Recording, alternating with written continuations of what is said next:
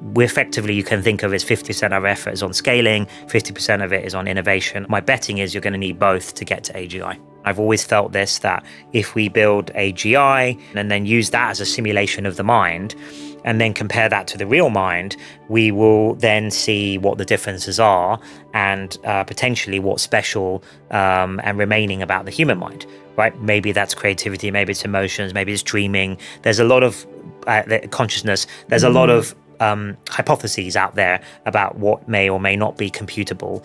And this comes back to the Turing machine question of like, what is the limit of a Turing machine? So there's nothing that cannot be done within these sort of computational Well, no machines one's here. put it this way, nobody's found anything in the universe that's non-computable so far. So far.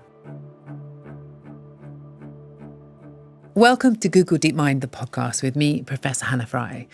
It has been an extraordinary year for AI. We have seen the centre of gravity shift from large language models to agentic AI. We've seen AI accelerate drug discovery and multimodal models integrated into robotics and driverless cars. Now, these are all topics that we've explored in detail on this podcast. But for the final episode of this year, we wanted to take a broader view, something beyond the headlines and product launches, to consider a much bigger question. Where is all this heading really? What are the scientific and technological questions that will define the next phase? And someone who spends quite a lot of their time thinking about that is Demis Hassabis, CEO and co-founder of Google DeepMind. Welcome back to the podcast, Demis. Great to be back. I mean, quite a lot's happened in the last year. Yes. What's sort of the biggest shift, do you think? Oh, wow. I mean, it's just so much has happened. As you said, it feels like we packed in 10 years in 1 year. I think a lot's happened. I mean, certainly for us, the progress of the models. We've just released Gemini 3, which we're really happy with. The multimodal capabilities, all of those things have just advanced really well. And then probably the thing, I guess, over the summer that I'm very excited about is world models being advanced. I'm sure we're going to talk about that. Yeah, absolutely. We will get onto all of that stuff in a bit more detail in a moment. I remember the very first time that I interviewed you for this podcast, and you were talking about the root node problems, about this idea that you can use AI to kind of unlock these downstream benefits. And you've made pretty good on your promise, I have to say. Yes. Do you want to give us an update on where we are with those? What are the things that are just around the corner and the things that you've sort of solved or near solved? Yeah, well, of course, obviously the big proof point was AlphaFold, and it's sort of crazy to think we're coming up to like 5-year sort of anniversary of AlphaFold being sort of announced to the world, AlphaFold 2 at least. So that was the proof, I guess, that it was possible to do these root node type of problems.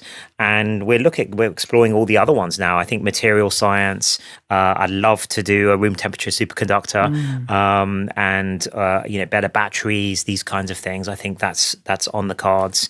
Better materials of all sorts. We're also working on fusion. Because it's a new partnership that's been announced in Fusion, right? Yeah, we've just announced partnership with a deep one. We already were collaborating with them, but it's a much deeper one now with Commonwealth Fusion, who, I think are probably the best startup working on at least traditional tokamak reactors. So they're probably closest to having something viable, and we want to help accelerate that, helping them contain the plasma in the magnets and maybe even some material design there as well. So that's exciting. And then we're collaborating also with our quantum colleagues, which they're doing amazing work at the quantum AI team at Google, and we're helping them with error correction codes, where we're using our machine learning to help them, and then maybe one day they'll help us. That's perfect. Yes, exactly. The fusion one is particularly, I mean, the difference that would make to the world that would be unlocked by that is gigantic. Yeah. I mean, fusion's always been the holy grail. Of course, I think solar is very promising too, right? Effectively using the fusion reactor in the clouds, in the sky. But I think if we could have modular fusion reactors, this promise of almost unlimited, renewable, clean energy would be obviously transform everything, and that's the holy grail. And of course, that's one of the ways we could help with climate. Does make a lot of our existing problems sort of disappear if we can definitely. I mean, it opens up many. This is why we think of it as a root node. Of course, it helps directly with energy and pollution and so on, and helps with the climate crisis. But also, if energy really was renewable and clean and super cheap or almost free, then many other things would become viable. Like water access, because we could have desalination plants pretty much everywhere, even making rocket fuel. It's just there's lots of seawater that contains hydrogen and oxygen. That's basically rocket fuel, but it just takes a lot of energy to split it out into hydrogen and oxygen. But if energy is cheap and renewable and sort of clean, then why not do that? You could have that producing 24/7. You're also seeing a lot of change in the AI that is applying itself to mathematics, right? Yes. Winning medals in the International Maths Olympiad, and yet at the same time, these models can make quite basic mistakes in high school math. Why is there that paradox? Yeah, I think it's fascinating, actually. One of the most fascinating things, and probably that needs to be fixed as one of the key things why we're not at AGI yet. As you said, we've had a lot of success and other groups on getting like gold medals at the International Maths Olympiad. You look at those questions and they're super hard questions that only the top students in the world can do. And on the other hand, if you pose a question in a certain way, we've all seen that with experimenting with chatbots ourselves in our daily lives, that it can make some fairly trivial mistakes on logic problems. They can't really play decent games of chess yet, which is surprising. So there's something missing still from these systems in terms of their consistency. And I think that's one of the things that's you would expect from a general intelligence and an AGI system, is that it would be consistent across the board. And so sometimes people call it jagged intelligences. So they're really good at certain things, maybe even like PhD level, but then other things, they're like not even high school level. So it's very uneven still, the performances of these systems. They're very, very impressive in certain dimensions, but they're still pretty basic in others. And we've got to close those gaps. And there are theories as to why, and depending on the situation, it could even be the way that an image is perceived and tokenized. So sometimes actually it doesn't even get all the letters that so when you count letters in words, it sometimes gets that wrong, but it may not be seeing each individual letter. So there's sort of different reasons for some of these things, and each one of those can be fixed, and then you can see what's left. But I think consistency. I think another thing is reasoning and thinking. So we have thinking systems now that at inference time they spend more time thinking, and they're better at outputting their answers. But it's not sort of super consistent yet in terms of like, is it using that thinking time in a useful way to actually double check and use tools to double check what it's outputting. I think we're on the way, but maybe we're only 50% of the way there. I also wonder about that story of AlphaGo and then AlphaZero, where you sort of took away all of the human experience and found that the model actually improved. Yeah. Is there a scientific or a maths version of that in the models that you're creating? I think what we're trying to build today, it's more like AlphaGo. So, you effectively these large language models, these foundation models, they're starting with all of human knowledge, what we put on the internet, which is pretty much everything these days, and compressing that into some useful artifact, right, which they can look up and generalize from. But I do think we're still in the early days of having this search or thinking on top, like AlphaGo had, to kind of use that model to direct in useful reasoning traces, useful planning ideas, and then come up with the best solution to whatever the problem is at that point in time. So I don't feel like we're constrained at the moment with the kind of limit of human knowledge like the internet. I think the main issue at the moment is we don't know how to use those systems in a reliable way fully yet, in the way we did with AlphaGo. But of course that was a lot easier because it was a game. I think once you have AlphaGo there, you could go back, just like we did with the Alpha series, and do an AlphaZero, where it starts sort of discovering knowledge for itself. I think that would be the next step. But that's obviously harder. And so I think it's good to try and create the first step first with some kind of AlphaGo-like system. And then we can think about an AlphaZero-like system. But that is also one of the things missing from today's systems, is the ability to online learn and continually learn. So, we train these systems, we balance them, we post-train them, and then they're out in the world, but they don't continue to learn out in the world like we would.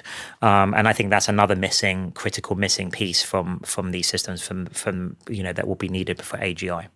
In terms of all of those missing pieces, I mean, I know that there's this big race at the moment to release commercial products, but I also know that Google DeepMind's roots really lie in that idea of scientific research. Yes. And I found a quote from you where you recently said, "If I'd had my way, we would have left AI in the lab for longer and done more things like AlphaFold, maybe cured cancer," or something like that. Do you think that we lost something by not taking that slower route? I think we lost and gained something. So I feel like that would have been the more pure scientific approach. At least that was my original plan, say 15, 20 years ago, that, when almost no one was working on AI, we were just about to start DeepMind. People thought it was a crazy thing to work on. But we believed in it. And I think that the idea was if we would make progress, we would continue to sort of incrementally build towards AGI, be very careful about what each step was and the safety aspects of it and so on, analyze what the system was doing and so on. But in the meantime, you wouldn't have to wait till AGI arrived before it was useful. You could branch off that technology and use it in really beneficial ways to society, namely advancing science and medicine. So exactly what we did with AlphaFold, actually, which it's not a foundation model itself, general model, but it uses the same techniques, transformers and other things, and then blends it with more specific things to that domain. So I imagined a whole bunch of those things getting done, which would be hugely better. You'd release to the world for just like we did with AlphaFold, and indeed do things like cure cancer and so on, whilst we were working on the sort of more the AGI track in the lab. Now it's turned out that chatbots were possible at scale and people find them useful, and then they've now morphed into these foundation models that can do more than chat and text, obviously including Gemini. They can do images and video and all sorts of things. And that's also been very successful commercially and in terms of a product. And I love that too. Like, I've always dreamed of having the ultimate assistant that would help you in everyday life, make it more productive, maybe even protect your brain space a bit as well from an attention so that you can focus and be in flow and so on. Because, today with social media, it's just noise. And I think AI can actually, that works for you, could help us with that. So I think that's good, but it has created this pretty crazy race condition where there's many commercial organizations and even nation states all rushing to, improve and overtake each other. And that makes it hard to do sort of rigorous science at the same time. We try to do both, and I think we're getting that balance right. On the other hand, there are lots of pros of the way it's happened, which is, of course, there's a lot more resources coming into the area. So that's definitely accelerated progress. And also, I think the general public are actually, interestingly, only a couple of months behind the absolute frontier in terms of what they can use. So everyone gets a chance to sort of feel for themselves what AI is going to be like. And I think that's a good thing. And then governments sort of understanding this better. The thing that's strange is that, this time last year, I think there was a lot of talk about, scaling eventually hitting a wall, about us running out of data. And yet, we're recording now, Gemini 3 has just been released, and it's leading on this whole range of different benchmarks. How has that been possible? Like, wasn't there supposed to be a problem with scaling hitting a wall? I think a lot of people thought that, especially as other companies have sort of had slower progress, shall we say. But I think we've never really seen any wall as such. Like, what I would say is maybe there's like diminishing returns. And people, when I say that, people only think like, oh, so there's no returns, like it's 0 or 1. It's either exponential or nothing, or it's asymptotic. No, actually, there's a lot of room between those two regimes, and I think we're in between those. So it's not like you're going to double the performance on all the benchmarks every time you release a new iteration. Maybe that's what was happening in the very early days, 3-4 years ago. But you are getting significant improvements, like we've seen with Gemini 3, that are well worth the investment and the return on that investment and doing. So that we haven't seen any slowdown on. There are issues like, are we running out of just available data? But there are ways to get around that, synthetic data, generating these systems are good enough. They can start generating their own data, especially in certain domains like coding and math, where you can verify the answer. In some sense, you could produce unlimited data. So all of these things, though, are research questions. And I think that's the advantage that we've always had, is that we've always been sort of research first, and I think we have the broadest and deepest research bench, always have done. And if you look back at the last decade of advances, whether that's Transformers or AlphaGo, AlphaZero, any of the things we just discussed, that they all came out of Google or DeepMind. So I've always said, like, if more innovations are needed, scientific ones, then I would back us to be the place to do it, just like we were, in the previous sort of 15 years for a lot of the big breakthroughs. So I think that's just what's transpiring. And I actually really like it when the terrain gets harder, because then it's not just world-class engineering you need, which is already hard enough, but you have to ally that with world-class research and science, which is what we specialize in. And on top of that, we also have the advantage of world-class infrastructure with our TPUs and other things that we've invested in a lot for a long time. And so that combination, I think, allows us to sort of be at the frontier of the innovations as well as the scaling part. And we effectively, you can think of as 50% of our effort is on scaling, 50% of it is on innovation. And I think my betting is you're going to need both to get to AGI. I mean, one thing that we are still seeing, even in Gemini 3, which is an exceptional model, is this idea of hallucinations. So I think there was one metric that said it can still give an answer when actually it should decline. Yes.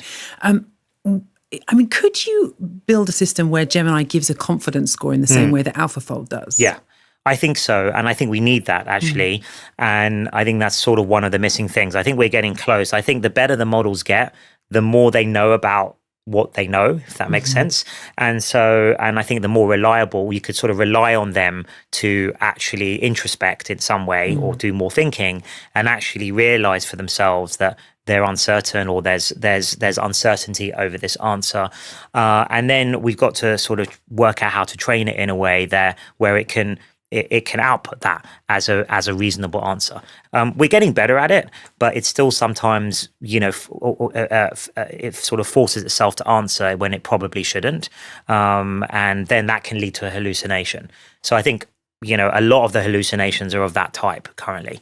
So there's a missing piece there that sort of has to be solved. And you're right, as we did solve it with AlphaFold, but in obviously a much more limited way. Because presumably behind the scenes, there is some sort of measure of probability of whatever the next token might be. Yes, there is of the next token. That's how it all works. But that doesn't tell you the overall arching piece. Is how confident are you about this entire fact or this entire statement? And I think that's why you'll need this. I think we'll need to use the thinking steps and the planning steps to go back over what you just output. At the moment, it's a little bit like the systems are just, it's like talking to a person and they just, when they're on a bad day, they're just literally telling you the first thing that comes to their mind.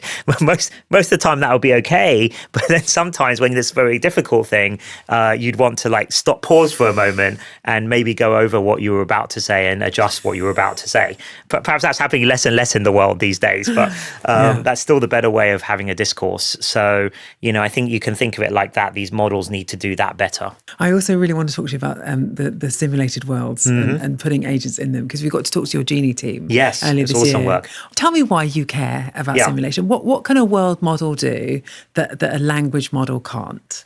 Well, look, it's actually been, it's probably my longest standing passion is world models and simulations, in addition to AI. And of course, it's all coming together in our most recent work like Genie. And I think language models are able to understand a lot about the world. I think actually more than we expected, more than I expected, because language is actually probably richer than we thought. It contains more about the world than we maybe even linguists maybe imagined. And that's, proven now with these new systems. But there's still a lot about the spatial dynamics of the world, how spatial awareness, and the physical context we're in, and how that works mechanically, that it's hard to describe in words and isn't generally described in corpuses of words. And a lot of this is allied to learning from experience, online experience. There's a lot of things which you can't really describe something. You have to just experience it. Maybe the sensors and so on are very hard to put into words, whether that's, motor angles and smell and, these kind of sensors. It's very difficult to describe that in any kind of language. So I think there's a whole set of things around that. And I think if we want robotics to work, or a universal assistant that maybe comes along with you in your daily life, maybe on glasses or, on your phone, and helps you in your everyday life, not just on your computer, you're going to need this kind of world understanding. And world models are at the core of that. So there's what we mean by a world model is this sort of model that understands the causative and effect of the mechanics of the world, right? Intuitive physics, but how things move, how things behave. Now, we're seeing a lot of that in our video models, actually. And one way to show how do you test you have that kind of understanding? Well, can you generate realistic worlds. Because if you can generate it, then in a sense, you must have understood, the system must have encapsulated a lot of the mechanics of the world. So that's why Genie and VO and these models are, our video models and our sort of interactive world models are really impressive, but also important steps towards showing we have generalized world models. And then hopefully at some point we can apply it to, robotics and universal assistance. And then of course, one of my favorite things I'm definitely going to have to do at some point is reapplying it back to games and game simulations and create the ultimate games, which of course was maybe always my subconscious plan. All of this. Yeah, all of this time, exactly. What about science too, though? Because you use it in that domain. Yes, you could. So science, again, I think building models of scientifically complex domains, whether that's materials on atomic level, in biology, but also like some physical things as well, like weather. One way to understand those systems is to learn simulations of those systems from the raw data, right? So you have a bunch of raw data, let's say it's about the weather, and obviously we have some amazing weather projects going on. And then you have a model that kind of learns those dynamics and can recreate those dynamics more efficiently. So than doing it by brute force. So I think there's huge potential for simulations and kind of world models, maybe specialized ones for aspects of science and mathematics. But then also, you can drop an agent into that simulated world too, right? Yes. Your Genie 3 team, they had this really lovely quote, which was, almost no prerequisite to any major invention was made with that invention in mind. And they were talking about dropping agents into these simulated environments and allowing them to explore with sort of curiosity being their main motivator. Right. And so that's another really exciting use of these world models is we have another project called Simmer. We just released Simmer 2, simulated agents, where you have an avatar or an agent and you put it down into a virtual world. It can be a kind of actual commercial game or something like that, a very complex one, like No Man's Sky, a kind of open world space game. And then you can instruct it because it's got Gemini under the hood, you can just talk to the agent and give it tasks. But then we thought, well, wouldn't it be fun if we plug Genie into Simmer and sort of drop a Simmer agent into another AI that was creating the world on the fly? So now the two AIs are kind of interacting in the minds of each other. So Simmer's, the Simmer agent's trying to navigate this world, and Genie is, as far as Genie's concerned, that's just a player, and an avatar doesn't care there's another AI. So it's just generating the world around whatever Simmer's trying to do. So it's kind of amazing to see them both interacting together. And I think this could be the beginning of an interesting training loop where you almost have infinite training examples, because whatever the Simmer agent's trying to learn, Genie can basically create on the fly. So I think that you could imagine a whole world of like setting and solving tasks, just millions of tasks automatically, and they're just getting increasingly more difficult. So we may try to set up a kind of loop like that, as well as obviously those Simmer agents could be great as game companions, or also some of the things that they learn could be useful also for robotics. Yeah, the end of boring NPCs, basically. Right, exactly. It's going to be amazing for these games, yeah. Those worlds that you're creating, though, how do you make sure that they really are realistic? How do you ensure that you don't end up with physics that looks plausible but is actually wrong? Yeah, that's a great question, and can be an issue. This basically hallucinations again. So some hallucinations are good because it also means you might create something interesting and new. So in fact, sometimes if you're trying to do creative things or trying to get your system to create new things, novel things, a bit of hallucination might be good, but you want it to be intentional, right? So not so you kind of switch on the hallucinations now, right, or the creative exploration. But yes, with when you're trying to train a Simmer agent, you don't want Genie hallucinating kind of physics that are wrong. So actually, what we're doing now is we're almost creating a physics benchmark where we can use game engines which are very accurate with physics to create lots of like fairly simple, like the sorts of things you would do in your physics A-level lab lessons, right? Like, rolling little balls down different tracks and seeing how fast they go. And so like really teasing apart on a very basic level, like Newton's 3 laws of motion, has it encapsulated it whether that's VO or Genie, have these models encapsulated the physics of that 100% accurately. And right now they're not. They're kind of approximations, and they look realistic when you just casually look at them, but they're not accurate enough yet to rely on for, say, robotics. So that's the next step. So I think now we've got these really interesting models. I think one of the things, just like we're trying with all of our models, is to reduce the hallucinations and make them even more grounded. And with physics, I think that's going to probably involve generating loads and loads of ground truth, simple videos of pendulums.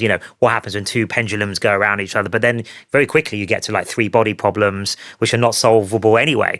So I think it's going to be interesting. But what's amazing already is when you look at the video models like VO and just the way it treats reflections and liquids, it's pretty unbelievably accurate already, at least to the naked eye. So the next step is actually going beyond what a amateur can perceive, and would it really hold up to a proper physics grade experiment? I know you've been thinking about these simulated worlds for a really long time. And I went back to the transcript of our first interview. Yes. And in it, you said that you really liked the theory that consciousness was this consequence of evolution. That, at some point in our evolutionary past, there was like an advantage to understanding the internal state of another. And then we sort of turned it in on ourselves. Yes. Does that make you curious about running sort of an agent in evolution inside of a simulation? Sure. I'd love to run that experiment at some point, kind of rerun evolution, rerun almost social dynamics as well. Like the Santa Fe used to run lots of cool experiments on little grid worlds. I used to love some of these, but they were mostly economists, and they were trying to run like little artificial societies, and they found that all sorts of interesting things got invented like that if you let agents run around for long enough with the right incentive structures, markets and banks and all sorts of crazy things. So I think it would be really cool, and also just to understand the origin of life and the origin of consciousness. And I think that is one of the big passions I had for working on AI from the beginning was, I think you're going to need these kinds of tools to really understand where we came from and what these phenomena are. And I think simulations is one of the most powerful tools to do that, because you can then do it statistically, because you can run the simulation many times with slightly different initial starting conditions, and then maybe run it millions of times and then understand what the slight differences are in a very controlled experiment sort of way, which of course is very difficult to do in the real world for any of the really interesting questions we want to answer. So I think accurate simulations will be an unbelievable boon to science. Given what we've discovered about sort of emergent properties of these models, right, having sort of conceptual understanding that we weren't expecting, do you also have to be quite careful about running this sort of simulation? I think you would have to be, yes. But that's the other nice thing about simulations. You can run them in pretty safe sandboxes. Maybe eventually you want to air gap them, and you can of course monitor what's happening in the simulation 24/7, and you have access to all the data. So we may need AI tools to help us monitor the simulations, because they'll be so complex. There'll be so much going on in them. If you imagine loads of AIs running around in a simulation, it'll be hard for any human scientist to keep up with it. But we could probably use other AI systems to help us analyze and flag anything interesting or worrying in those simulations automatically. I mean, I guess we're still talking sort of medium to long term in terms of this stuff. So just going back to the trajectory that we're on at the moment. Yes. I also want to talk to you about the impact that AI and AGI are going to have on wider society. And last time we spoke, you said that you thought AI was overhyped in the short term, but underhyped in the long term.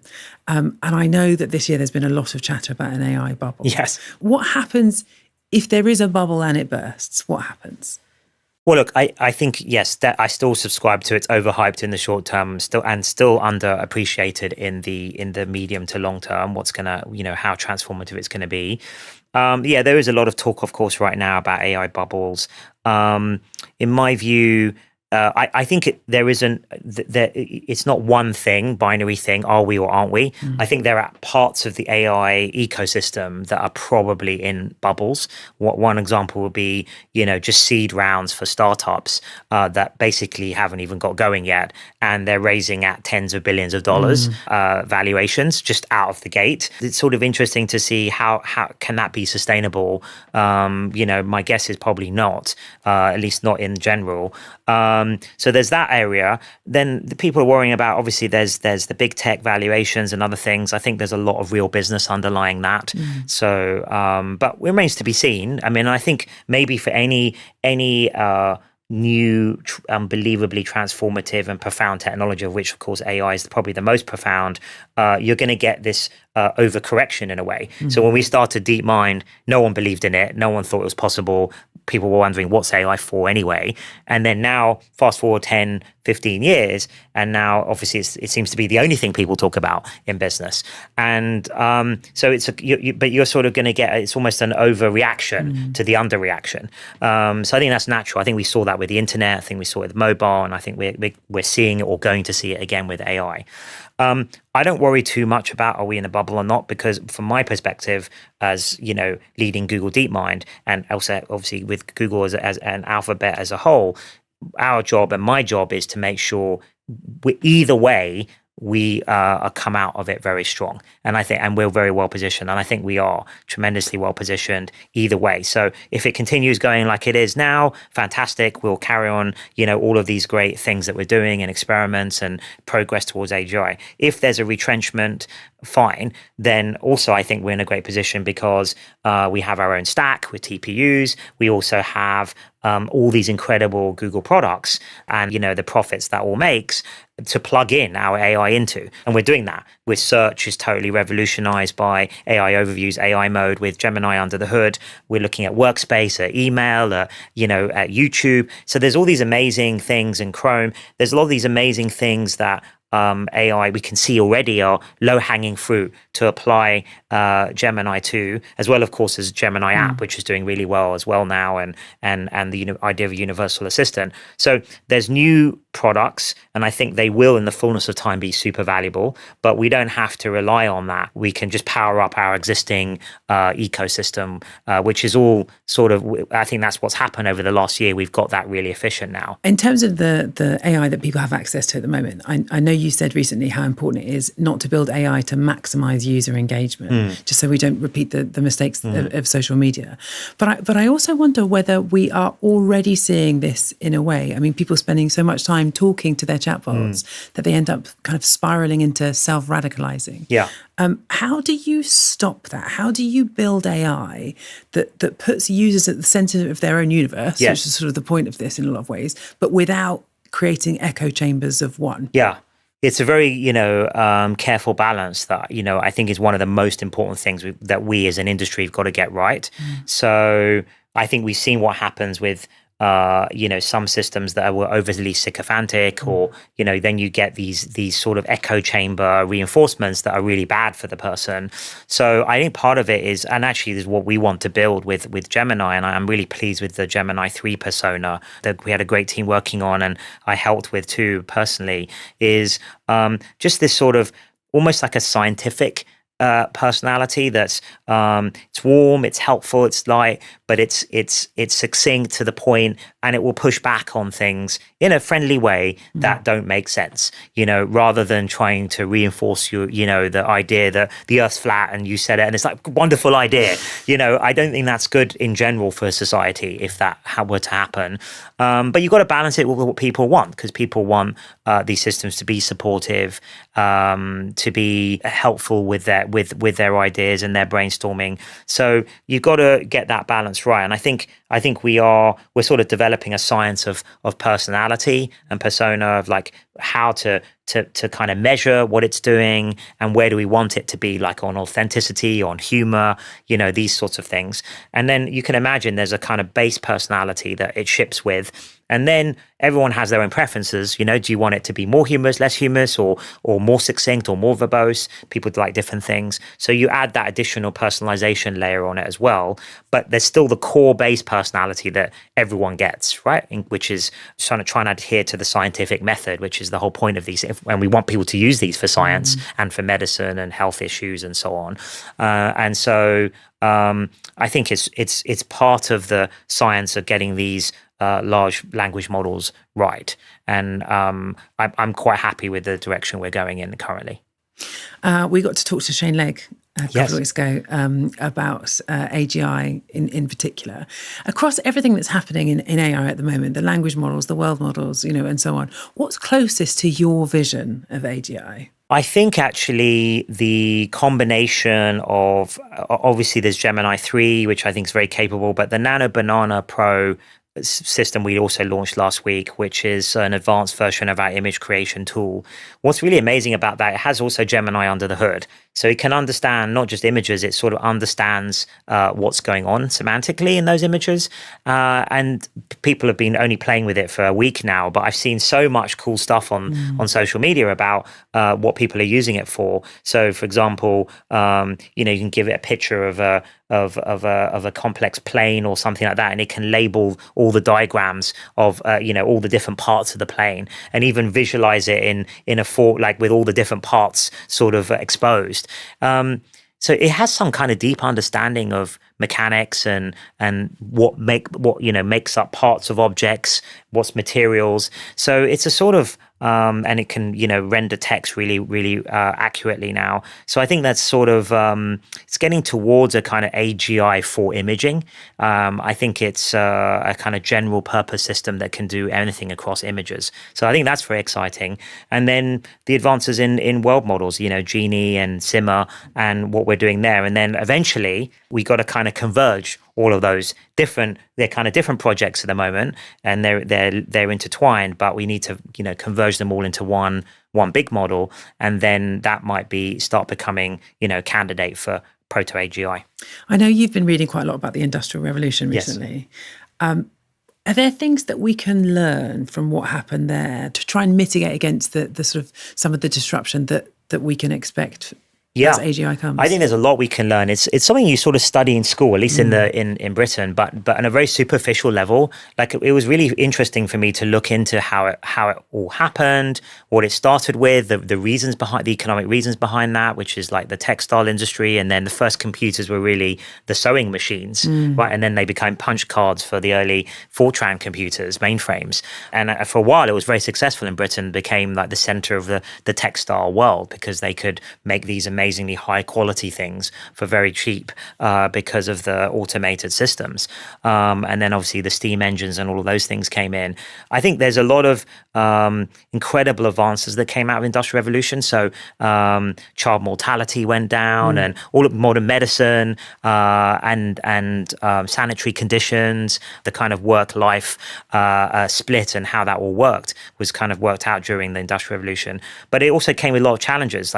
It took quite a long time, roughly a century, and different parts of the labor force were dislocated at certain times, and then new things had to be created. New organizations like unions and other things had to be created in order to rebalance that. So it was fascinating to see the whole of society sort of had to over time adapt, and then you've got the modern world now. So I think there were lots of obviously pros and cons of the Industrial Revolution, why it was happening, but no one would want, if you think about what it's done in total, like abundance of people of food and things in the Western world, and modern medicine and all these things, modern transport, that was all because of the Industrial Revolution. So we wouldn't want to go back to pre-Industrial Revolution, but maybe we can figure out ahead of time by learning from it what those dislocations were, and maybe mitigate those earlier or more effectively this time. And we're probably going to have to, because the difference this time is that it's probably going to be 10 times bigger than the Industrial Revolution,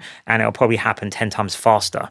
So more like a decade, then unfold over a decade than a century. One of the things that Shane told us was that the kind of current economic system where, you exchange your labor for resources effectively, it just won't function the same way in a post-AGI society.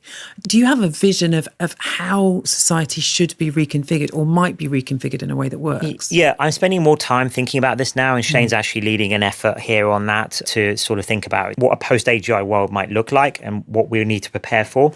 But I think society in general needs to spend more time thinking about that, economists and social scientists and governments, because I as with the Industrial Revolution, the whole working world and working week and everything got changed from pre-Industrial Revolution, more like agriculture. And I think that's going to, at least that level of change is going to happen again. So it's not surprising. Would not be surprised if we needed new economic systems, new economic models to basically help with that transformation and make sure, for example, the benefits are widely distributed. And maybe things like universal basic income and things like that are part of the solution, but I don't think that's the complete.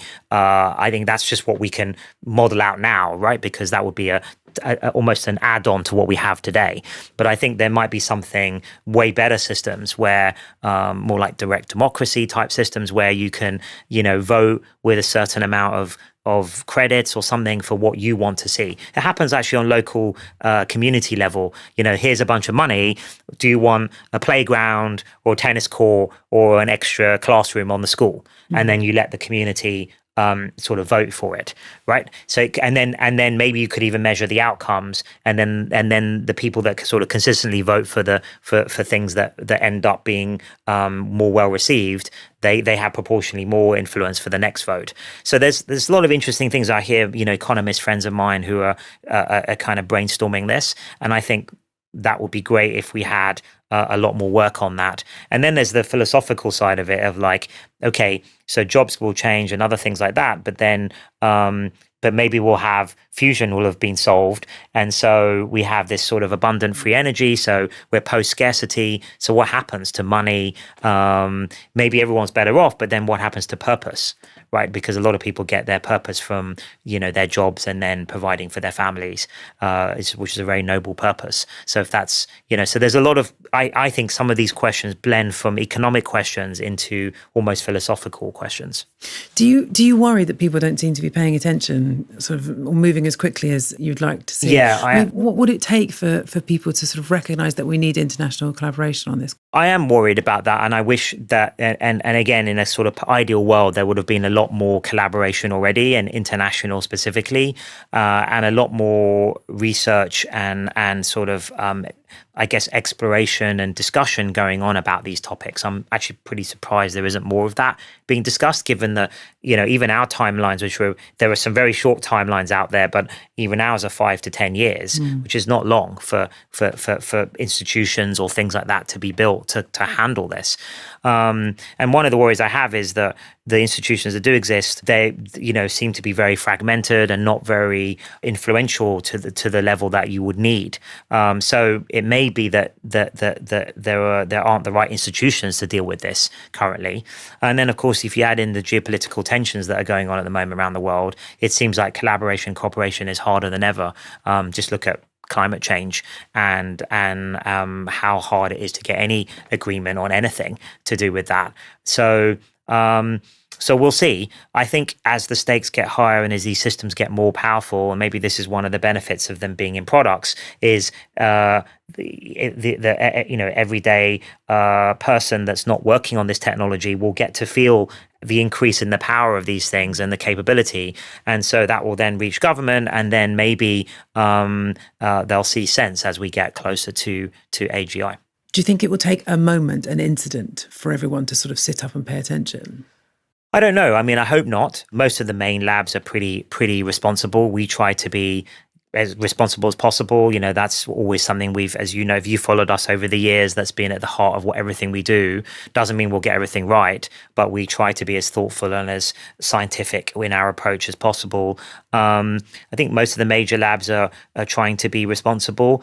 Also, there's good commercial pressure actually to be responsible. If you think about agents and you're renting an agent to another company, let's say, to do something, that other company is going to want to know what the limits are and the boundaries are and the guardrails are on those agents, in terms of what they might do and not just mess up the data and all of this stuff. So I think that's good, because the more kind of cowboy operations, they won't get the business because the enterprises won't choose them. So I think the kind of capitalist system will actually be useful here to reinforce responsible behavior, which is good. But then there'll be rogue actors. Maybe rogue nations, maybe rogue organizations, maybe people building on top of open source. I don't know. Like, obviously, it's very difficult to stop that. Then something may go wrong, and hopefully it's just sort of medium-sized, and then that will be a kind of warning shot to humanity across the bow, and then that might be the moment to kind of advocate for international standards or international cooperation or collaboration, at least on some high level basic, or kind of like, what's the basic standards we would want and agree to. I'm hopeful that will be possible. In the long term, so beyond AGI and towards ASI, right, artificial superintelligence, do you think that there are some things that humans can do that machines will never be able to manage? Well, I think it's the big question. And I feel like this is related to, as you know, one of my favorite topics is Turing machines. I've always felt this, that if we build AGI and then use that as a simulation of the mind, and then compare that to the real mind, we will then see what the differences are and potentially what's special and remaining about the human mind. Right? Maybe that's creativity, maybe it's emotions, maybe it's dreaming. There's a lot of consciousness. There's a lot of hypotheses out there about what may or may not be computable. And this comes back to the Turing machine question of like, what is the limit of a Turing machine? And I think that's the central question of my life, really, ever since I found out about Turing and Turing machines. And I think that's I fell in love with that. That's my core passion. And I think everything we've been doing is being sort of pushing the notion of what a Turing machine can do to the limit, including, folding proteins, right? And so it turns out I'm not sure what the limit is. Maybe there isn't one, right? And of course, my quantum computing friends would say there are limits, and you need quantum computers to do quantum systems. But I'm really not so sure. And I've actually, discussed that with some of the quantum folks. And it may be that we need data from these quantum systems in order to create a classical simulation. And then that comes back to the mind, which is it all classical computation, or is there something else going on? Like Roger Penrose believes, there's quantum effects in the brain. If there are, then, and that's what consciousness is to do with, then machines will never have that. At least the classical machines. We'll have to wait for quantum computers.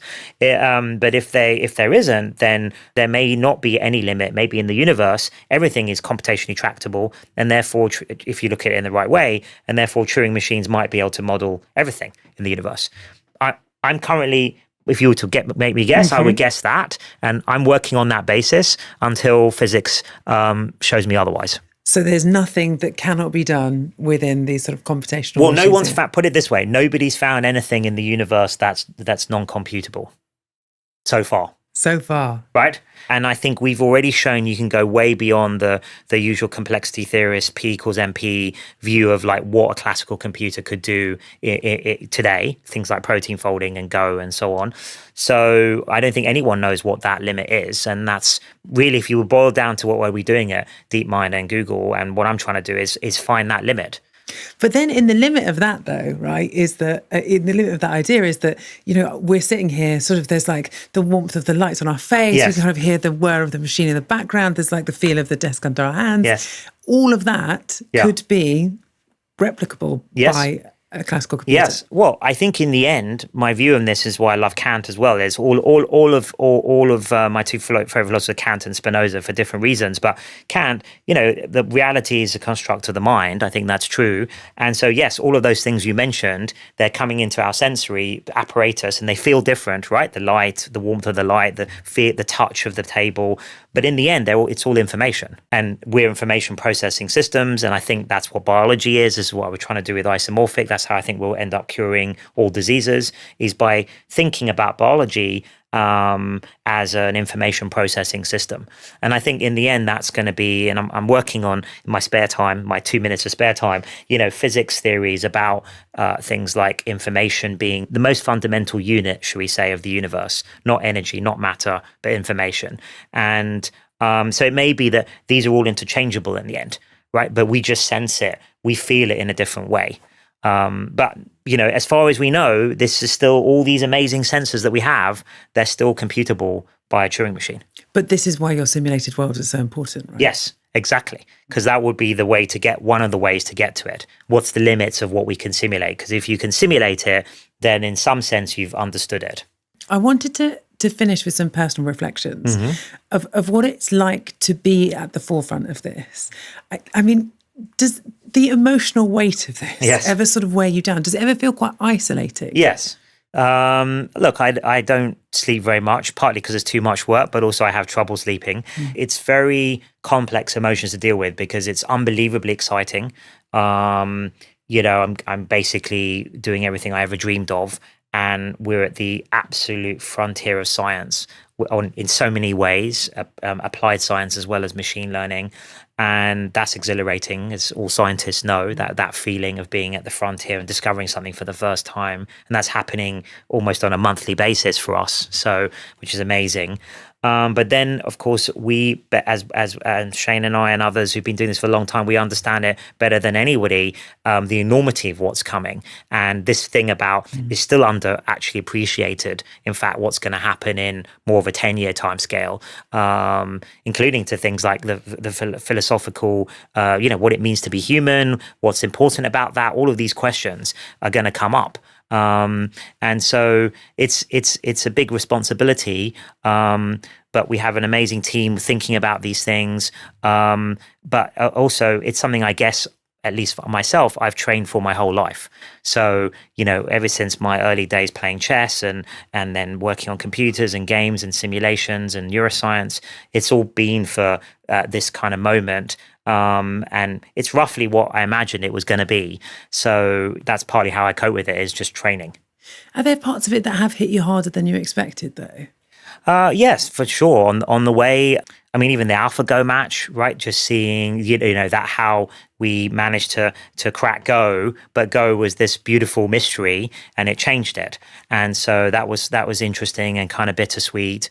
I think even the more recent things of like language and then imaging and what does it mean for creativity? I'm have huge respect and passion for the creative arts, and having done game design myself, and I talk to film directors, and it's an interesting dual moment for them too. There's like, first, on one hand, they've got these amazing tools that speed up prototyping ideas by 10x, but on the other hand, is it replacing certain creative skills? So I think there's sort of these trade-offs going on all over the place, which I think is inevitable with something as a technology as powerful and as transformative as AI is, as in the past electricity was, and internet. And we've seen that is the story of humanity, is we are tool-making animals, and that's what we love to do. And for some reason, we also have a brain that can understand science and do science, which is amazing, but also sort of insatiably curious.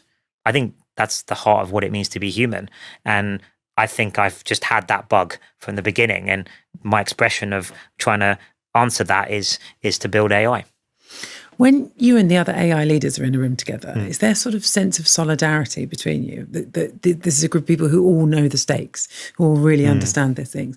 Or does the competition kind of keep you apart from one another? Well, we all know each other. I get on with pretty much all of them. Some of the others don't get on with each other. And it's hard because we're also in the most ferocious capitalist sort of competition there's ever been, probably. Investor friends of mine and VC friends of mine who are around in the dot-com era say this is like 10x more ferocious and intense than that was. In many ways, I love that. I mean, I live for competition. It's I've always loved that since my chess days. But stepping back, I understand, and I hope everyone understands, that there's a much bigger thing at stake than just company successes and that type of thing. When it comes to the next decade, when you think about it, are there big moments coming up that you're personally most apprehensive about? I think right now the systems are, I call them passive systems. You put the energy in as the user, the question or the what's the task, and then these systems kind of provide you with some summary or some answer. So very much it's human directed and human energy going in and human ideas going in. The next stage is agent based systems, which I think we're going to start seeing. We're seeing now, but they're pretty primitive. Like in the next couple of years, I think we'll start seeing some really impressive, reliable ones. And I think those will be incredibly useful and capable if you think about them as an assistant or something like that. But also they'll be more autonomous. So I think the risks go up as well with those types of systems. So I'm quite worried about what those sorts of systems will be able to do. Maybe in 2-3 years' time, so we're working on cyber defense in preparation for a world like that where maybe there's millions of agents, roaming around on the internet. And what about what you're most looking forward to? I mean, is there a day when you'll be able to retire, sort of knowing that your work is done? or is there more than a lifetime's worth of work left to do? Yeah, I could definitely do with sabbatical, and I would spend it doing just a science. Week off, Demis. Yeah, so a week off, or even a day would be good. But look, I think my mission has always been to get to kind of help the world steward AGI safely over the line for all of humanity. So I think when we get to that point, of course, there's superintelligence and there's post AGI and there's all the economic stuff we were discussing and societal stuff. And maybe I can help in some way there. But I think that will be my core part of my mission, my life mission will be done. If this is it's only a small job, just get that over the line or help the world get that over the line. And, I think it's going to require collaboration like we talked earlier. And I'm quite a collaborative person, so I hope I can help with that from the position that I have. And then you get to have a holiday. And then I'll have a well-earned sabbatical. Yeah, absolutely. Demis, thank you so much. Thanks That's for having delightful me. as always. Well, that is it for this season of Google DeepMind, the podcast, with me, Professor Hannah Fry. But be sure to subscribe so you will be among the first to hear about our return in 2026. And in the meantime, why not revisit our vast episode library? Because we have covered so much this year, from driverless cars to robotics, world models to drug discovery, plenty to keep you occupied. See you soon.